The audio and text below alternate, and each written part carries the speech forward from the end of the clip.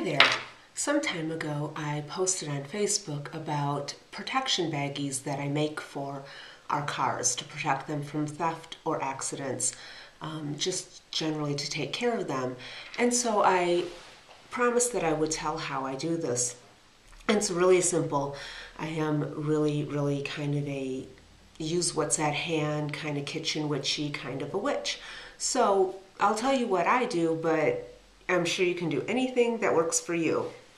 So the first thing that we use in our household are these runes that Lisa made for me when I was going to Italy. She made them to put in my luggage in my purse to protect me while I was away from home for so long. And this rune, I think I showed it to you upside down, it is called Algiz, or Algiz, A-L-G-I-Z. I don't know how to pronounce it properly, but the rune means need for protection, defense, evil is defeated or driven away, security, certain and stable success, etc., etc. It says magic power, protects against negativity and thieves, brings luck to a household, stimulates creativity in brilliant situations, reinforces power and gives magical protection, which is exactly what we were looking for. So Lisa used Fimo dough, and I wasn't here when she did it, so I don't know how she did it, but just impressed the symbol, the rune symbol in the Fimo. And we have about a half dozen of these, so we use these. And every year I collect a bunch of acorns. I had read somewhere that it's an old folk tale that acorns are put on windowsills to keep out unwanted visitors.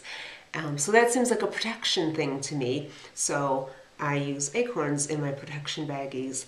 Also, I like the idea of the oak being a sacred tree being part of our protection spell. And then the last thing I use in the protection baggies is salt. Now, I think you could probably use just any kind of salt, and you don't have to do anything special to it. I like to make what I call protection salt. And every time I make it a little bit differently, depending on what I have at hand, what I feel like using. If I want to go in the basement and dig through all my essential oils, I have a ton down there, but I don't always want to go looking. So when I make my protection salt, I do a couple of things. I want to make sure that the astrology is right. Now, there's a lot of variance and there's a lot of ways to try to get it perfect. I'm not too particular about it. I look for a few things. I usually want the moon to be waxing when I do a protection spell because I want it increasing in protection. And I usually want it in an earth sign. Now, a lot of people want it to be in a fire sign. Like when they think of protection, they think of a fiery wall of protection or something very aggressive like that. I'm really an earthy girl, and I'm very much more comfortable with earthy energy. And so for me, that feels safe and secure and more protective. So that's what I look for.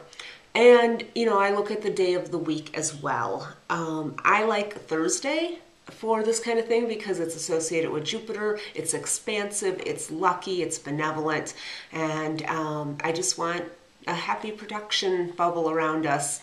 And I want it to expand as far as it needs to protect the people I want to protect with it. So this salt, oh, and I add oils to it as well. Sometimes I'll put a stone in there too when I'm charging it. I pick the time, the day, based on astrology, and what I do with it then is that day I cast my circle, call up my energy, and I charge the salt. And then I set it on my altar overnight during that particular moon phase that I'm using. So in this oil, and then I try to write on it when I made it, although I don't always do that. I'm not always a good witch. By that I mean a precise witch. Anyways, this I made February 10th, 2011. It was on a Thursday. It was a waxing moon in Taurus. So what's in here is salt, and then the oils I used is clary sage because I love clary sage, and I can justify using it in anything, but it's clear sight, clear seeing. And so if it's in our cars and we're driving around and we have clary sage energy, that helps us to see everything that's going around us, so we can pay attention and know and be aware of any problems and respond to them appropriately. I use Crown of Glory hoodoo oil from the Coventry line, because I like using it lately on everything because I like its energy. It has a touch of fiery energy, so that gives a lot of boost to the salt as well. Also, some good luck oil, because, you know, sometimes things are going on and you just need a little luck to just miss, you know, oh my God, that could have happened or whatever. And I don't always use these oils. Actually, I hardly ever use these pre-mixed oils. I've just been getting into them lately because they're kind of fun. Usually I'll use just neat essential oils, but not this time. So this was the salt that I made. And so all I do, this is very, very, very, I don't know, kind of trashy. I use a baggie, just a plain old baggie. I put some of the salts in it, put the rune in it, I put the acorn in it. Seal it up, put it in our cars. Every 6 months, maybe every 4 months, I make some fresh salt. I recharge the acorn and the rune. Well, once a year I replace the acorn, of course, in the fall. And then the salt, I try to make enough so that I can take it outside and I sprinkle it around the perimeter of our property. I try to do this very early in the morning before anybody else is out, just because that's when I like to do it. So let's see, what else can I tell you? Oh, sometimes in addition to the oil, sometimes I'll put my tiger's eye in here because I like the energy of tiger's eye. I feel it's very grounding and protective as well. But I didn't do that this time. Like I say, it's different every time, depending on what I feel like doing. So there you go.